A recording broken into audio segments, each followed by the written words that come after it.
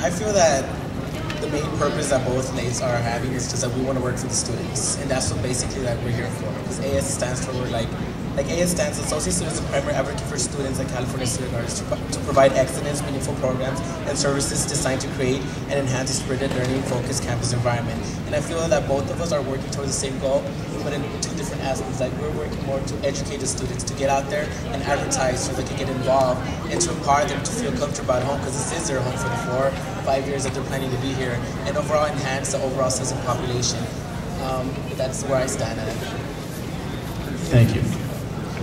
This question is for President Haverstock.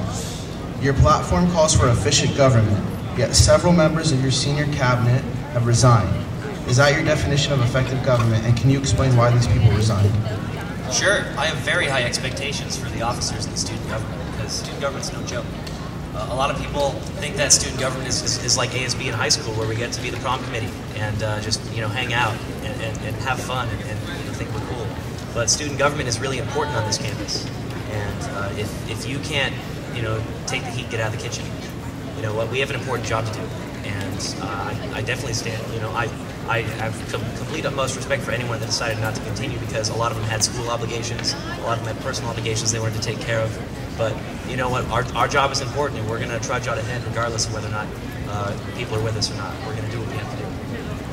Thank you. This question is for the two vice presidents. How would you rate the performance of the current vice president, and how would you improve? I believe that the current vice president is doing a very good job educating the Senate and educating students as well. How I'm going to improve that, however, is going above and beyond. Educating students is our #1 priority. So as vice president, I want to make sure that not only students are educated on the issues, but as well as faculty, because many students go to their faculty and ask what's going on campus, and many faculty don't know. In order to do that, we would have to work collaboratively with the faculty senate. And also I would like to educate our students and just empower them and get involved about the resources, because once they're educated, they can use the different resources on campus and just really get involved and make their CSUN experience great.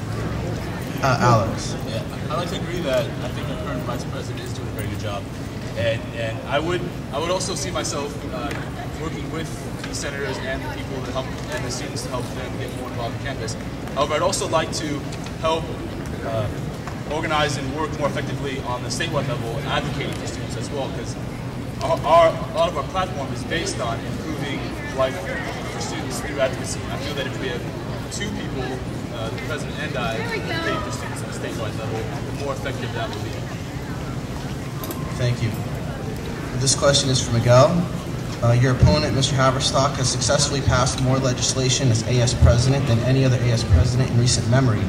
How can you argue that you will be a more productive president?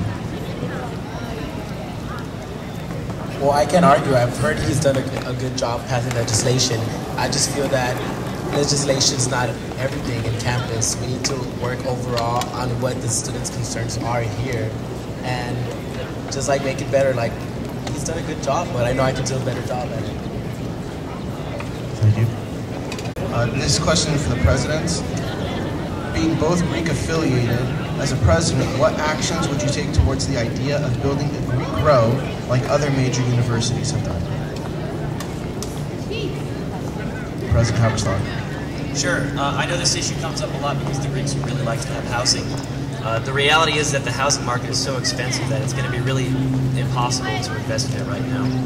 I know that some of our elected officials in the local area have talked about helping us rezone land, but it's honestly, that is like a political suicide for them. So they're probably not going to be very supportive of it. The reality of the matter is that the Greek organizations are going to have to work with their alumni associations to develop their Greek housing. It's going to have to be done privately because the university is already so small it doesn't have room to put a Greek row on campus.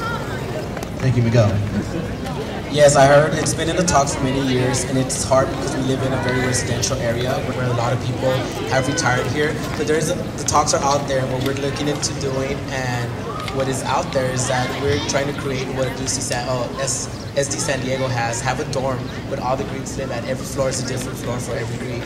So if if San Diego State has it, we could also have it here. Since we have so many space out there on Lassen and Salsa, that's where it's one of the buildings it's being looked into, so we could have a Greek community in there. President Haverstock, would you like to respond? Yeah, we actually did some focus groups last semester with some Greeks regarding the idea of a Greek dorm, and the gist was that they don't want to live in dorms, they want to live in houses. So if we were going to be pursuing this, we would need to have freestanding homes for them to live in. This question is to President Haverstock. Can you please define your definition of advocacy? Sure. Student advocacy is a function of the student government, and it is when the student government goes and communicates the concerns of the student body to those that are in the position to make decisions regarding the student government. It's part of what the student government does to participate in shared governance. Shared governance is the concept that every single stakeholder in a campus community has an equal say in what happens at that campus. In the case of Cal State Northridge, it would include the faculty, the staff, the administration, and the students. There are several committees meeting weekly on this campus to talk about campus issues between administrators and faculty and staff, and there aren't students represented there, and we need to make sure that we have students there. This question is for President Haverstock. You are currently supporting cutting funding for major departments that would greatly negatively impact student services. Why are you doing that? Sure, I spoke about this earlier regarding the resolution regarding associate students' budget sovereignty. It is the job of the university to pay for university-run programs, and it is the job of associate students to pay for student-run programs. There's a very, very black and white line there. And the problem is a lot of student governments have very big hearts, and in the past our associated students have said, well, we're having a budget cut, so we'll jump in and we'll give some of our student money to help offset what should be funded through the general fund. And that's great and all. You know, I mean, that was a great thing to do at that time, but it is not the job of associated students to fund university programs. That's the job of the university. That's why we pay our $3,000 a year tuition to the university, so they can pay for these programs. You pay the associated students' fee to operate student-operated and initiated programs and services, and that's that. This question is for both candidates. I'll start with you, Miguel. Do you feel your slate represents the vast diversity of CSUN's student body? Yes, I strongly do feel. If you see one of our flyers, it's an overall. I went out there. I didn't